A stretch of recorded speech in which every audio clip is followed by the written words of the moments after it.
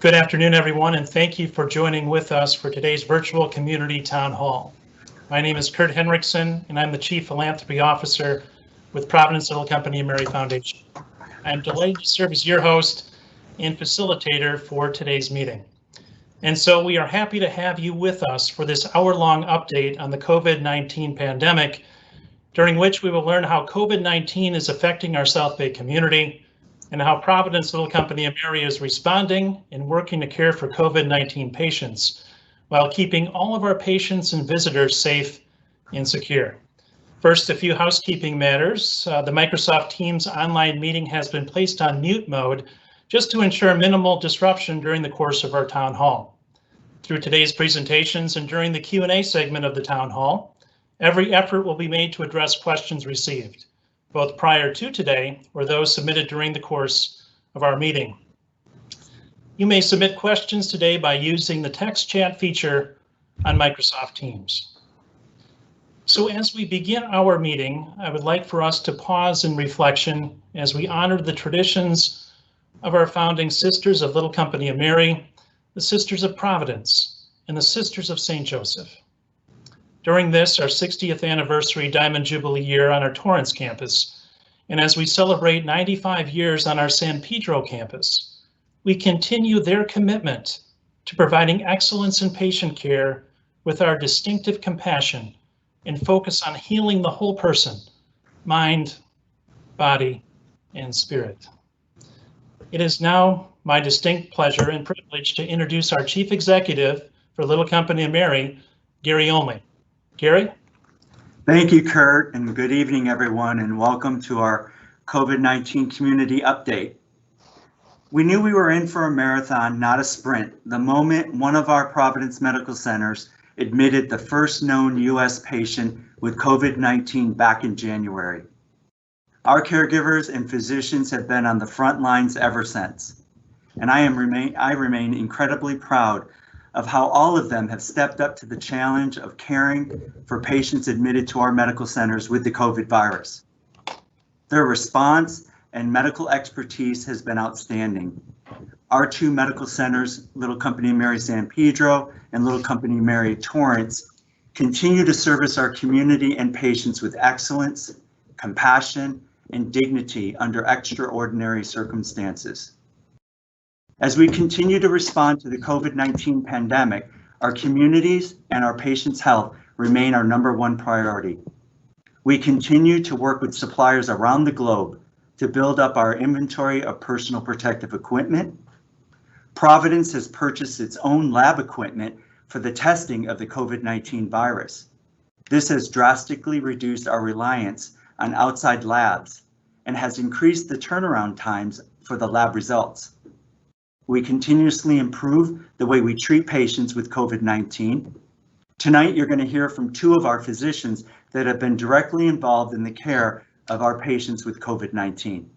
Dr. Sircar will cover where we are with the pandemic and why it's important to continue to not let your guard down, especially with the upcoming flu season fast approaching. Dr. Hakim will provide insights into how we are helping more patients with COVID to recover faster and to survive. He will also discuss one of the clinical trials that are occurring here at our Little Company of Mary Torrance Medical Center, specifically related to the treatment of the COVID-19 virus.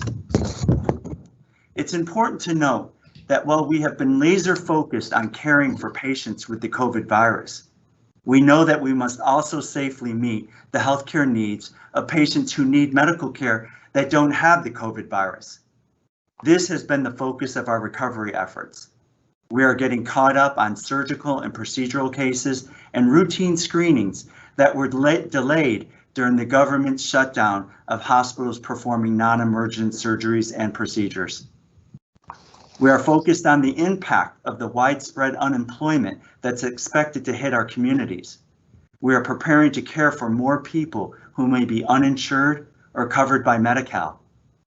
This will require us to revamp our operating model to ensure we can deliver high quality services more affordably to more people, regardless of their ability to pay. I cannot overemphasize the importance of receiving medical care during this time. Our medical centers are safe.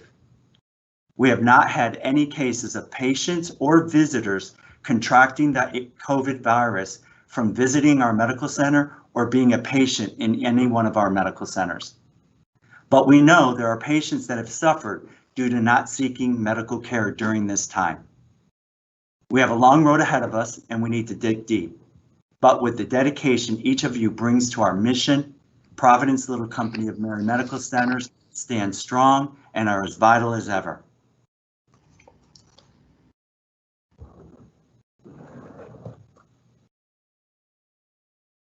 Kurt? Thank you so much, Garry. Now I would like to introduce Dr. Anita Sircar. Dr. Sircar is a longtime South Bay community member. She grew up in Rolling Hills and attended Chadwick School in Palos Verdes, and is deeply rooted in this community and in service to others through the medical profession. Her father was an orthopedic surgeon in the South Bay, and her mother a retired RN. Dr. Sircar's older sister is an epidemiologist for the CDC. Dr. Sircar attended UCLA for her undergraduate degree and completed her infectious diseases fellowship training at UCLA Cedars-Sinai Medical Center. She holds a master's in public health and a diploma in tropical medicine and hygiene, having worked extensively in international settings with organizations such as the CDC, the World Health Organization, the UNHCR, and Doctors Without Borders.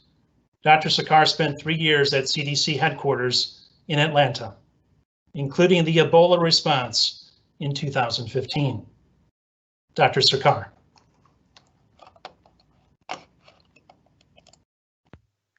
Thank you, Kurt, for that introduction, and thank you everyone for joining us here tonight for our COVID-19 community update.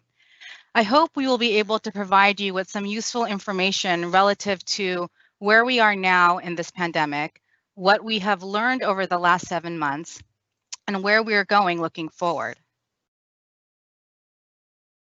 Before we get into where we are now, let's take a step back and see how we got to where we are in the first place.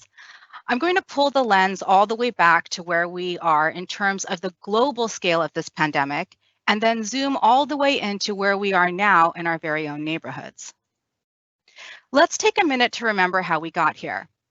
As you may remember, the first cases of a new pneumonia started being reported out of Wuhan, China in December of last year.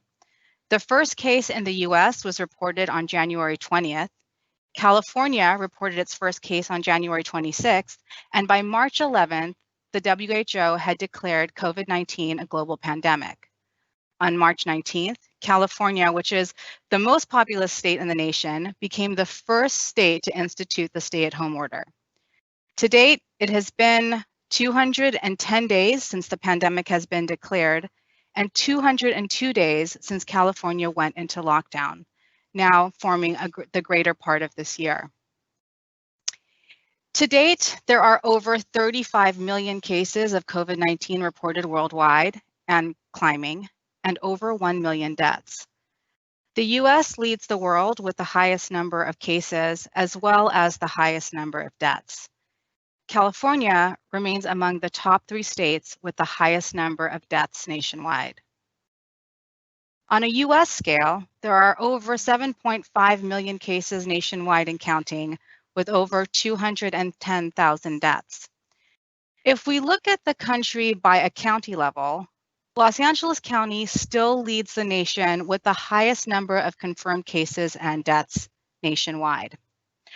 So for those of us here tonight listening in Los Angeles County and in California, this is a pandemic that is still very close to home.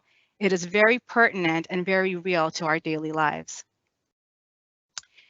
It is projected that if this current trend continues nationwide, based on predictive modeling, an additional 150,000 or so new deaths will occur before January 1st, 2021, which is very concerning. If we look at California, we have seen an exponential rise in cases over the last few months, with around 1,000 cases documented early on in March when this pandemic first began, to over 500,000 cases by mid-August. Today, California has over 800,000 cases statewide with over 16,000 deaths and climbing. The highest number of cases are now being seen in people between the ages of 18 and 49. But not all of California's statistics are bad. There are some hopeful signs that things are improving in our state. Recently, there has been a drop in the number of ICU and routine hospitalization admissions for COVID-19, which is very encouraging. And fewer people are testing positive, with the positivity rate decreasing to 2.6%, which is the lowest that it's been since this pandemic has started. But it's too early to celebrate. Despite all of this, the death toll in California is still rising, where we have had about 77 new deaths in the last 7 days. The majority of deaths still remain in people above the age of 65. 40% of the state's population, which accounts to 16 counties, are still in a state of lockdown, being considered too high risk to open up completely. And as we have seen throughout this pandemic, age and health disparities still persist, with Latinos being 3.4 times more likely to test positive for COVID-19 than their white counterparts.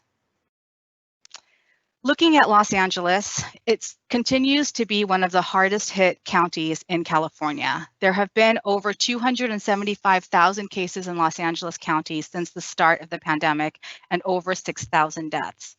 Virus transmission still remains at a level of widespread, which is tier 1, with over 6,000 new cases documented in the county over the last week. East Los Angeles bears the largest brunt of the county's COVID-19 cases. But hospitalizations have been steadily decreasing over the last 14 days, which is all over the county, which is also what we are seeing in our own hospitals. So the big question on everybody's mind is, when will LA be open again? And the bottom line for that is, when widespread transmission of the virus is no longer a threat, then more sectors of the city can start to be open. Two metrics that LA County Public Health is looking at closely is the number of positive tests being confirmed in an area, as well as the number of new tests. So on the plus side, the number of positive tests has gone down to less than 3%. But on the minus side, the number of new cases still remains too high at about 75 cases per 100,000 people, which is still not safe enough to open to the next tier. So we've looked at Los Angeles, we've looked at California. So what does it look like for us here in the South Bay? Here is a map of the South Bay. And as we can see, the number of cases in the South Bay and greater Los Angeles area are still in the hundreds to thousands per population of 100,000, with the inland cities being more affected than the beach cities and the peninsula. So this is far from over in our own backyards. Here in our own hospitals, between the campuses of Little Company of Mary Torrance and San Pedro, we have tested since the beginning of this pandemic nearly 15,000 people, with a positivity rate of 12% in those tested. Over the last 7 months, we have admitted over 780 patients for COVID-19, and over 85% of those that were admitted were successfully discharged. In our hospital, the majority of admissions have been in men. Most of our patients have been over the age of 60, and almost 50% of the total admissions were in Hispanics. Most of our patients that we did admit had one or more pre-existing comorbidity. So that's where we are now. So now let's look at what we have learned about this virus in the last 7 months. As you will hear from Dr. Hakim in the second half of this talk, this has been an unprecedented pandemic. It's been a pandemic in evolution that has challenged us in many ways. It's been unpredictable. It has pushed us to the limits of our understanding of disease pathology, of caring for patients as physicians, and it has definitely surprised us more than once. One of the most important things that we have learned about this virus in the last 7 months is that this one virus can cause many diseases. COVID-19 doesn't just affect the lungs. From pneumonia or acute respiratory distress syndrome to a host of neurologic complications, COVID-19 has showed us that this particular coronavirus does not play by the traditional rules of other coronaviruses. Blood clots, strokes, heart attacks, and septic shock have all been observed and documented as complications of this infection. We have also learned, most strikingly, that this virus has a constellation of symptoms that it can present with. There have been right now over 62 catalog symptoms, anywhere from loss of taste and smell to diarrhea and abdominal pain, that people have come in with presenting as COVID-19. Some of these symptoms can last from days to months. And because of this, there have been many lingering after effects of infections, such as chronic fatigue and debilitating pain that can persist long after the infection has cleared. So much so that this phenomenon of lingering after effects has become commonly known as people who are called long haulers. Long haulers continue to have recurrent fevers, intense bouts of fatigue, debilitating brain fog for weeks to months after their acute illness has passed. And scientists are still unclear as to why this phenomenon occurs, how long it will persist, how to treat it, or why some patients will present and experience this phenomenon of being a long hauler, while others will recover completely. We have also learned that people without symptoms can spread this virus. 45% of people with COVID-19 have no symptoms, which makes this virus a very sneaky and dangerous one in its spread. Asymptomatic people have been found to have large amounts of virus in their body, on par with people who have severe symptoms, but will never present with symptoms at all. We've also learned that people can test positive for COVID-19 long after they have recovered. So detection of virus in the nasal passages after recovery doesn't always necessarily mean that active virus is present or that person is still actively infected. The detection of virus in these cases is actually an artifact of the test itself, where people can shed remnants of inactive or dead virus for a long time. Because of this testing artifact, the CDC has now changed its recommendation on a strategy for safely bringing people out of isolation without retesting them. So what do you do if you have had COVID-19, or you think you've had it, or tested positive for it without symptoms? If you have had COVID-19 with symptoms, you can be safely around other people 10 days after your symptoms appeared. And if you have gone for 24 hours without a fever, without using any medicines to reduce your fever. If you tested positive but had no symptoms, you can still be around people after 10 days if you have no symptoms to begin with, or that you don't develop any. If you do develop symptoms, then you will follow the directions in box 1. But most people don't really require retesting in order to be safely around people after 10 days have passed from their initial symptoms. We have learned that COVID-19 can spread through airborne particles that linger in the air for minutes to hours, especially in poorly ventilated areas. We've learned that the spread of COVID from surfaces or pets are not a major transmission route. This virus spreads easily from person to person, and it most commonly spreads during close contact. It can sometimes be spread by airborne transmission, and less commonly through contact with contaminated surfaces. And it is rare, if ever, that it spreads between people and animals. So that is what we have discovered and learned on our journey of understanding COVID-19 in the last 7 months. But what are the questions that we still don't have answers to? What we still don't know after 7 months?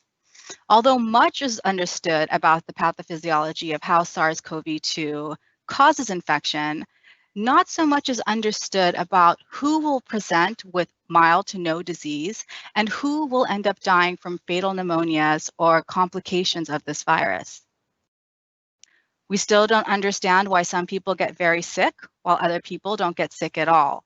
Factors such as age, underlying conditions, the amount of virus a person is exposed to will likely contribute to disease severity. But what is being most considered is that how healthy a person's immune system is and how it responds to the threat of a virus most likely determines how severe their disease progression will be. We still don't really understand how long immunity lasts after infection. There have been some studies that shows that immunity can last up to 3 months, but it is still hoped that a vaccine will provide a more durable and longer lasting immunity than being infected by COVID-19 ever will. Can COVID-19 reinfection occur? It's still very unclear. There is uncertainty as to whether COVID-19 being redetected in patients is an after effect of lingering infection or a new infection. Of the millions of cases in the world, there have only been a handful of cases of possible reinfection. If it does occur, thus far it is considered to be a very rare event. And one of the biggest questions, and probably the question on everybody's mind, is when will the pandemic end? What has been said from the beginning and what is being said up until now is that this pandemic ends with a vaccine. The epidemiological endpoint to the pandemic ending will be when herd immunity is achieved. And so what is herd immunity? Herd immunity means enough of society is immune to COVID-19 that widespread transmission stops. When the widespread transmission of virus stops, public health emergency interventions like the stay-at-home order and the lockdown can end. So even though cases are getting fewer and fewer in some areas, they continue to rise in others, which means this pandemic is far from over. With that said, it is very important to stay vigilant as anyone is still at risk for severe complications and death from COVID-19. So as we have all been told over and over again over the last 7 months, and we're probably all very good experts at this by now, continue to wear your mask, wash your hands often, avoid touching your face, maintain social distancing, avoid large gatherings, get your flu shot to protect yourself from other respiratory viruses, keep your doctor and dentist appointment so your routine healthcare doesn't slide, and don't be afraid to seek medical care if you need it. And remember, this is not over for any of us until it's over for all of us. Thank you so much for your attention.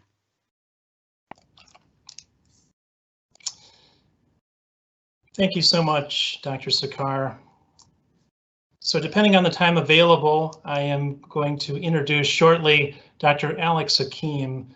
We will be answering questions at the very end of our question and answer segment of our town hall, but please feel free to enter questions throughout the duration of our meeting today in the chat box to the right of your screen.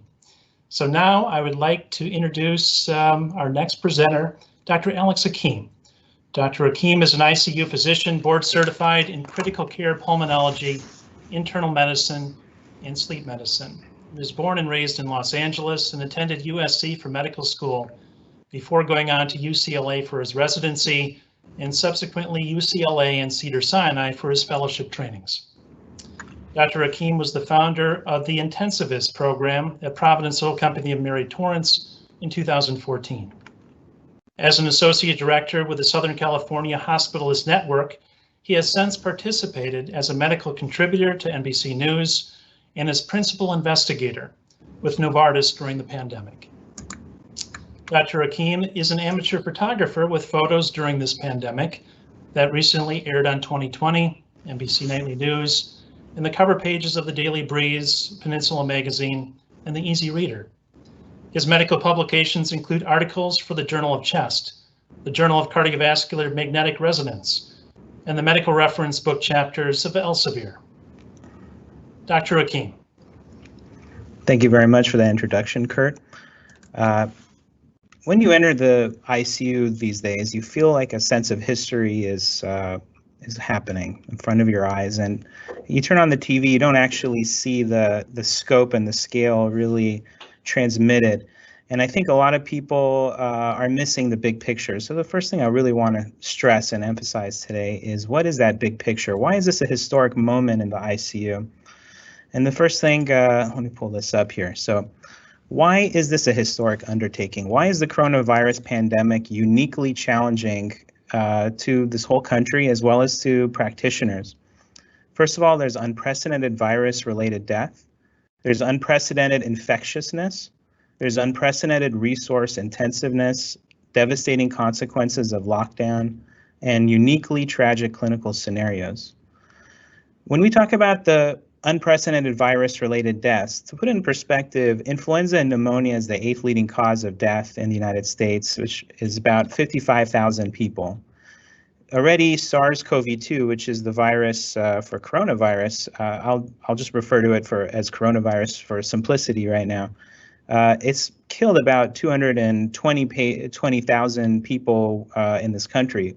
If we were to measure that, that would be third in the causes of death in the United States right this moment. And influenza and pneumonia hospitalizes maybe 140 to 800,000 patients a year. And compared to coronavirus is hospitalizing 2 million patients practically in the United States just this year alone. Now let's talk about the killing potential of this virus. If we compare it to H1N1, we look at something called case fatality rate, which is if you are symptomatic, what are your chances of dying? It's 1.2% in H1N1, which is 11% of those hospitalized. And surprisingly, if you look at coronavirus, it's pretty much around the same value. And so you sometimes hear people talk about, coronavirus, COVID-19 is similar to the flu in terms of its deadliness, or at least one form of pandemic of the flu, H1N1. But that really understates the picture. So the first thing that's unprecedented is the age dependency. So if you look at the infection mortality rate from different age groups, when you get to the 70 plus age range, it's almost supra exponential. The increase is so dramatic in terms of the 70 plus age group for mortality.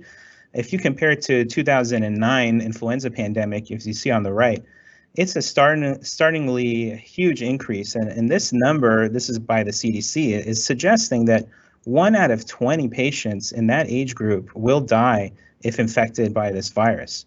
So that's the first thing that's pretty unprecedented. And you see that in the ICU. These are our own data. It goes from 30 to 60% in the ICU between the age group of 60 to 69 and 70-year-old and above. And if you look at some of the comorbidities that people commonly have for severe illness, so hemoglobin A1C on the left, which is a marker of severity of diabetes, and BMI, so your degree of obesity on the right. These are certain mortality rates for this virus, COVID-19, and you can see that there is, like, if you're very poorly controlled diabetic, you probably have a 50% mortality rate, or if your BMI is 40 plus, which is like ultra morbid obesity range, your mortality rate is 53.9. So in the scale of things, age group over 70 is probably a much more dramatic factor in terms of mortality than even some of these commonly encountered morbidities or reasons for people to be severely ill in the ICU. So that's very strange. Then the unprecedented infectiousness is very strange. So one of the ways of calculating this is R0 or R0, which is how many people are infected by one person with a disease. If you look at the seasonal flu, it's about 1.5. That H1N1 pandemic that I was talking about was 1.3. COVID-19 or the SARS-CoV-2 virus is 2.5. That means one person gives this virus to 2.5 people. And Dr. Sircar alluded to why that could be. There's this 5 days period of being asymptomatic but transmitting. 50% of the transmissions that occur between people occur during that asymptomatic phase. 40% of those people who are carriers for this virus will be totally asymptomatic but can infect other people. And then aerosolization and stability on objects are something being studied, and it's a very stable virus in the environment. And then third thing would be unprecedented resource intensiveness. So Dr. Sircar mentioned that early on, we were getting people positive for months sometimes. We had patients here sometimes 60 days waiting to go to a vulnerable site like nursing home and prison. And we couldn't bring them back to those locations until they cleared their COVID test. We now know that those patients probably weren't as infectious when that test was still positive, but that caused a lot of resource use. A lot of hospital beds were taken up by people waiting for placement into vulnerable areas. The average length of stay is 8.6 days for COVID-19. In the ICU, sometimes we have patients that can be in the hospital for weeks until they need the ICU. And then the average duration of intubation, this is pretty amazing for a pneumonia, because usually bacterial pneumonias, you'll reach some endpoint in a few days, either recovery or severe lung disease. Here you see it's going on over 9.3 days, and length of stay in the ICU is like 11.3 days. This is our data, but it's comparable to the rest of the country. So it's a very resource intensive disease. And I didn't mention ventilator use. Being on a ventilator, being on life support, basically, there's constantly having to shift the patient's position to avoid bed sores. There's a proning modality where we actually put patients on their belly that requires a whole team of people moving the patient. Paralytics and respiratory isolation, just going in and out of these rooms, require cleaning your equipment and making sure that you properly remove the isolation gowns and so forth. And then devastating consequences of lockdown. This is something underreported, and it's maybe underreported publicly, but I'm sure you've all experienced it. You've seen it just driving down the street. There's increased psychological depression right now. There's self-neglect. There's substance abuse issues out there. There's decline in personal income, impaired access to healthy activities. People, it's easier to go to a drive-through or then instead of going to a restaurant. You can't go to your gym like you used to.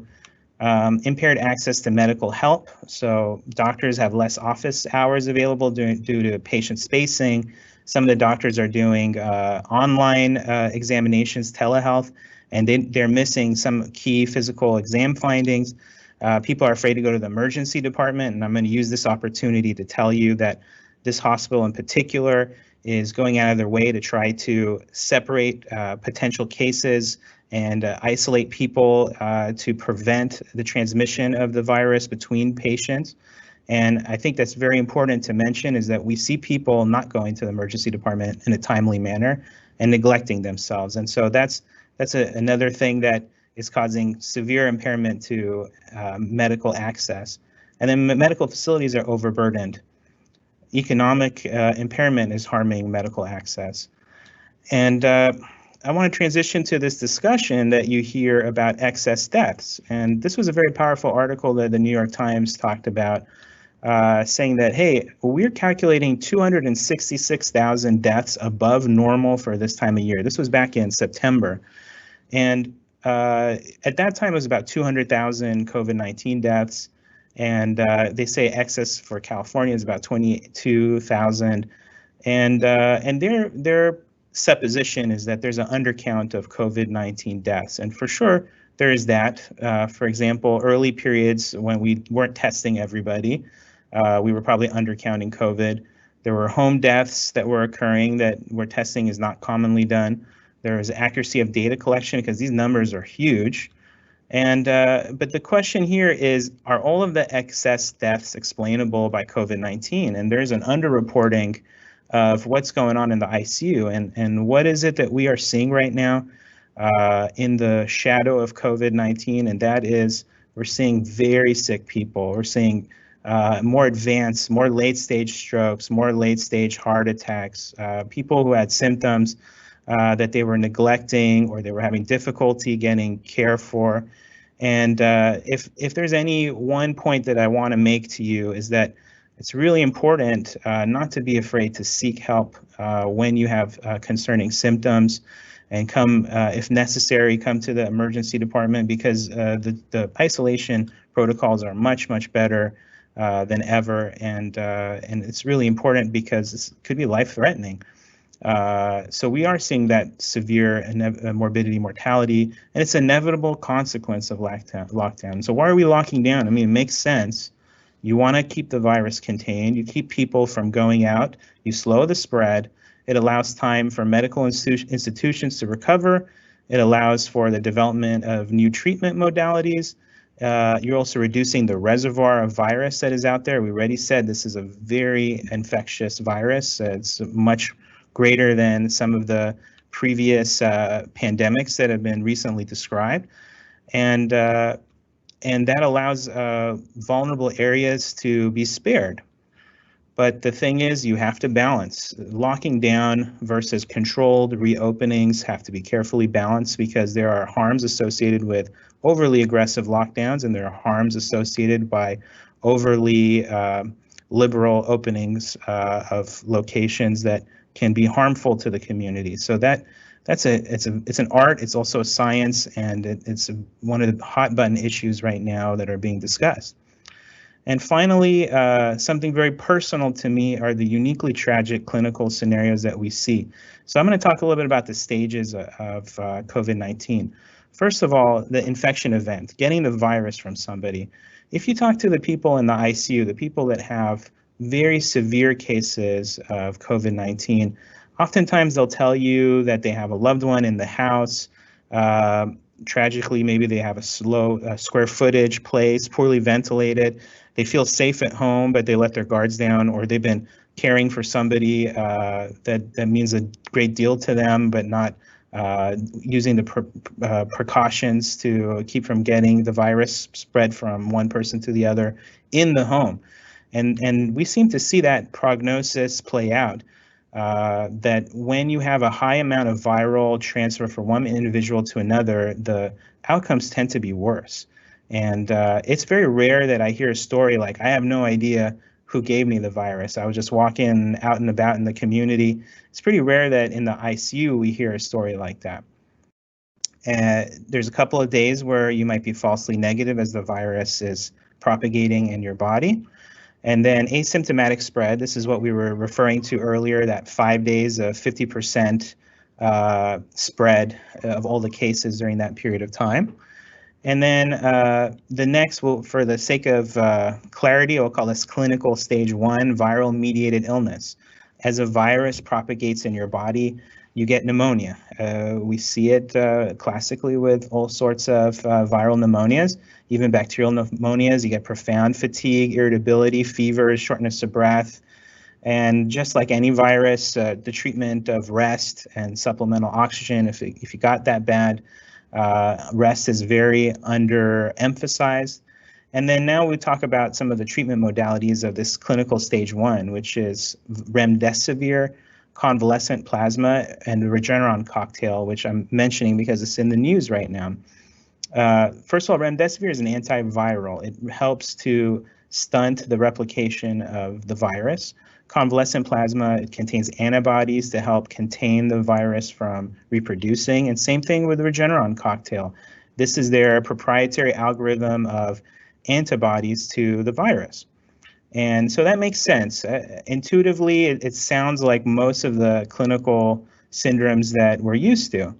It's this next phase that is really the shocking one, that when you're in the ICU, you're dealing with primarily, which is these persistent fevers and a severe drop in oxygen levels. And what is interesting about this shortness of breath that you get in this stage is usually pretty mild.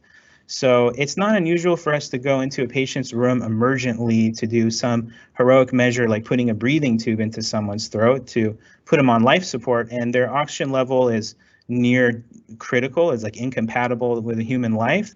And they'll be watching TV and they'll tell us, hey, I don't feel bad. I don't know what you're talking about. And so partly it's a very shocking thing to see. It's also, it requires us to be persuasive, to explain to people this is what it means, because as I had stated earlier, there are a lot of people that are dying at home. And why are people dying at home? Maybe because they're afraid of coming to the ER, but also, and this is a big emphasis, is that people are dying because they don't feel sick necessarily. They might have some fevers and fatigue, but they may not feel like they have a devastatingly low oxygen level. It's not something that is like a heart attack or a stroke that immediately brings people to the emergency room and causes people to dial 911.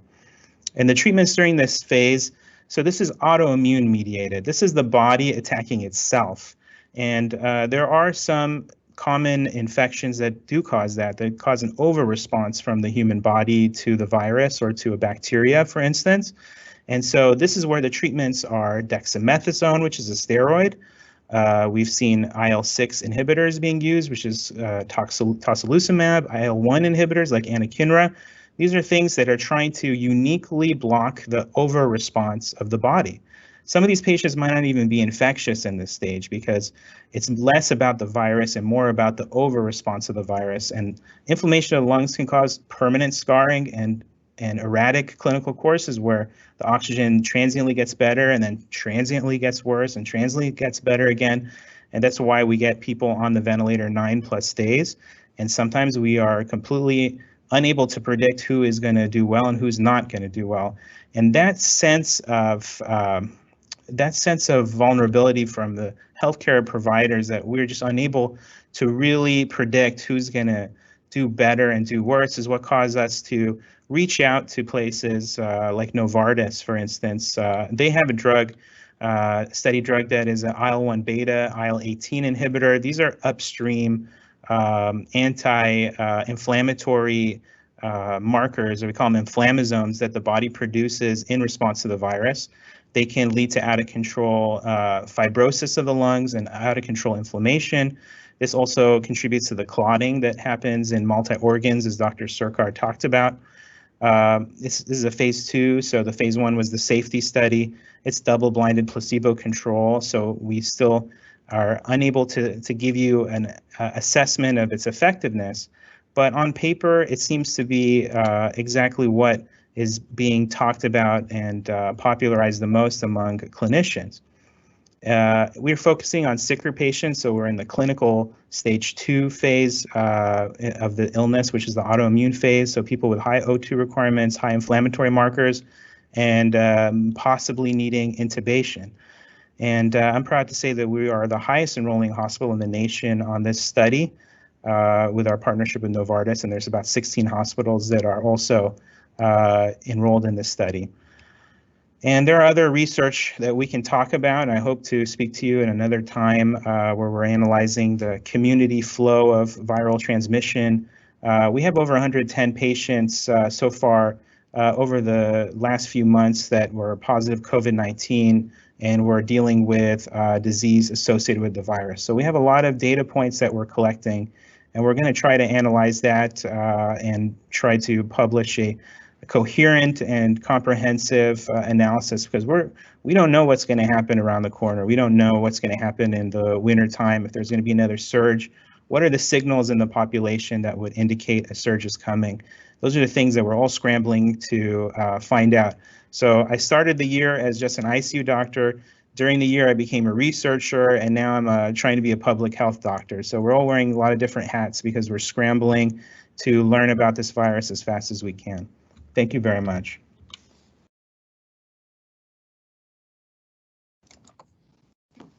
Well, thank you so much, Dr. Hakim.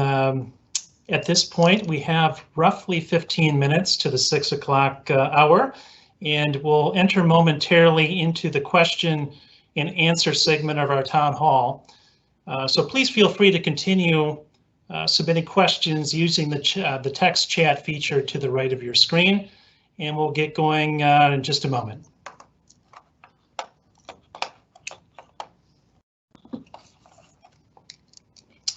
Okay, we have some questions first for Dr. Sircar. The first question is, does the flu shot protect you from COVID-19? So that's a very good question. So directly, no. The influenza vaccine is targeted for influenza. The vaccine is given to prevent the complications of severe flu. Indirectly, however, protecting yourself from one respiratory virus gives your immune system a chance to protect itself from other respiratory viruses, including COVID-19. So going into a flu season with 2 dominantly circulating viruses, anything that you can do to protect yourself from not getting sick from one virus is in your best interest. That's why it is highly recommended that in the setting of a pandemic going into flu season, that everybody gets their flu vaccine. I hope that answered that question. Thank you. The next question that we have received is, why do some people get antibiotics for COVID-19? So again, another very good question. So viruses are not treated by antibiotics. Bacterial infections are treated with antibiotics. But as you may have seen in one of the slides that I showed in my presentation, one of the complications of COVID-19 in severe disease is bacterial superinfections.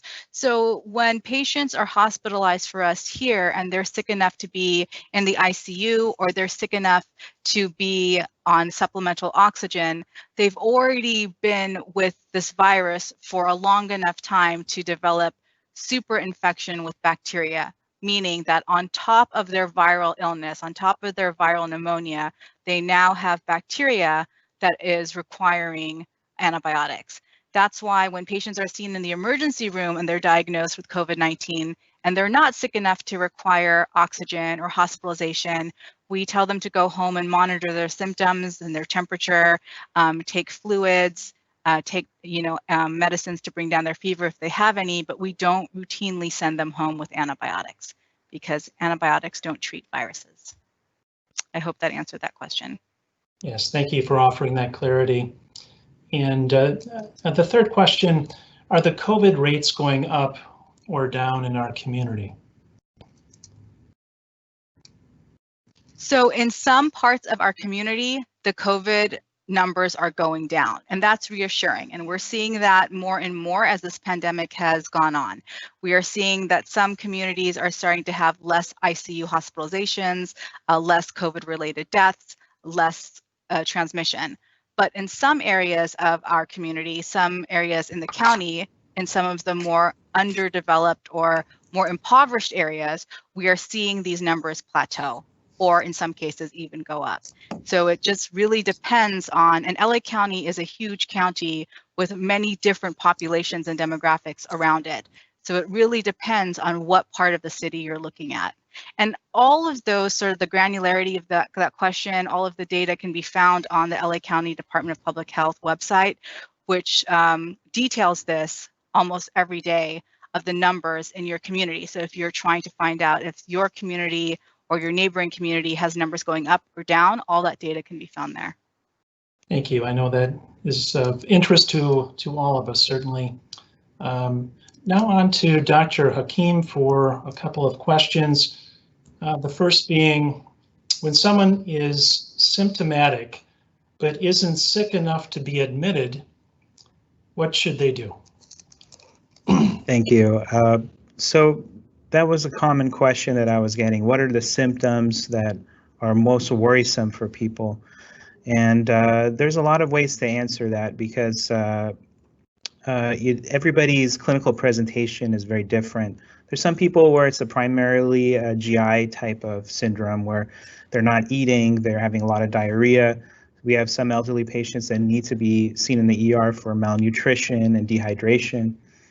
But the worrisome thing that I talked about in my lecture is this asymptomatic desaturation. So meaning that you don't feel short of breath, but your oxygen level is low.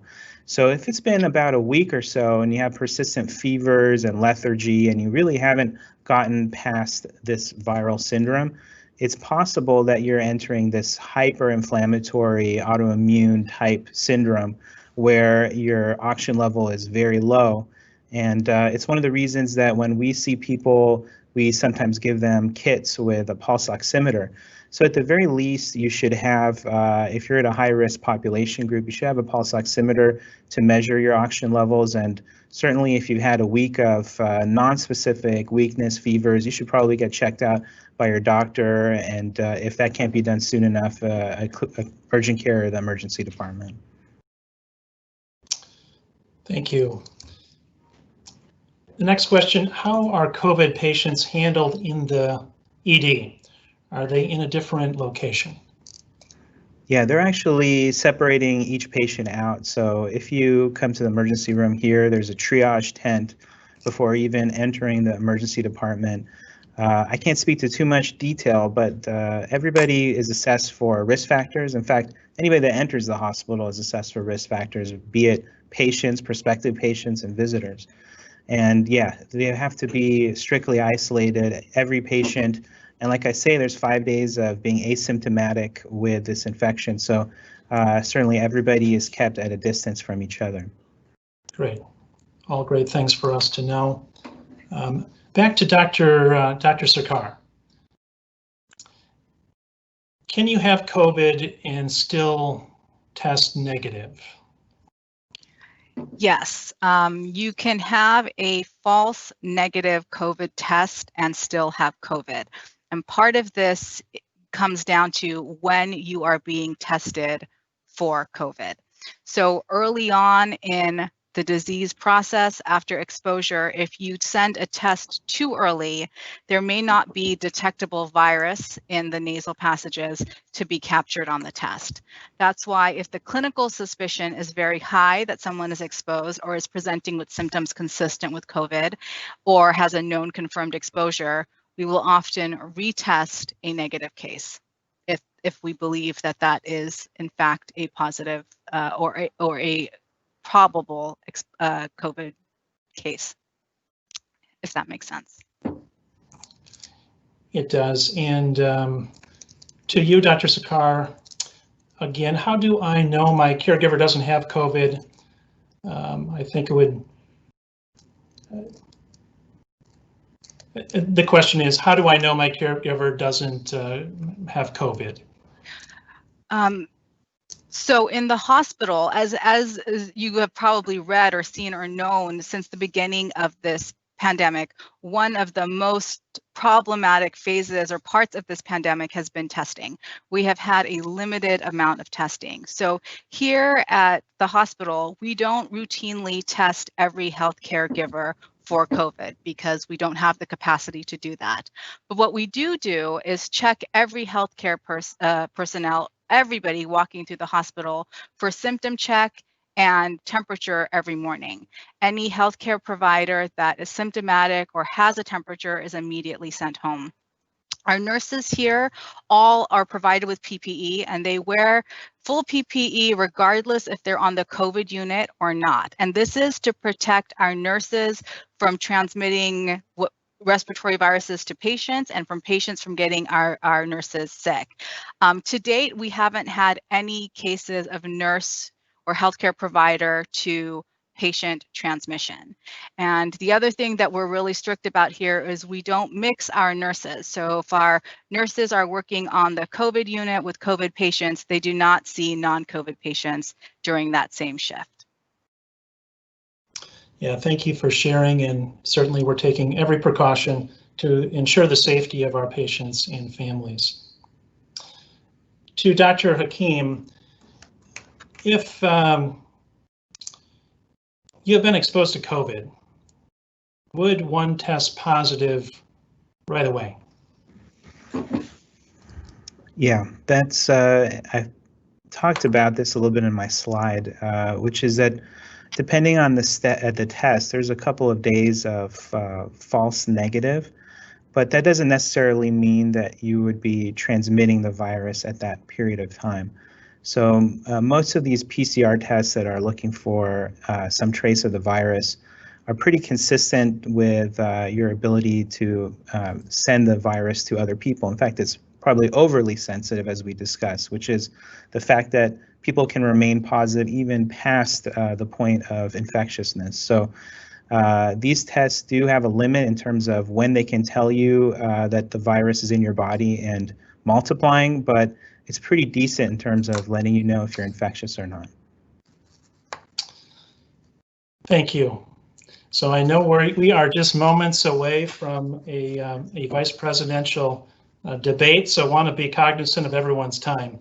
And so we're going to begin to conclude today's virtual community town hall, and just want to make note that as we look at safety both on our San Pedro and our Torrance campuses with the separation of COVID patients, etc., we take the same protocols for both of our ministries, both in San Pedro and Torrance.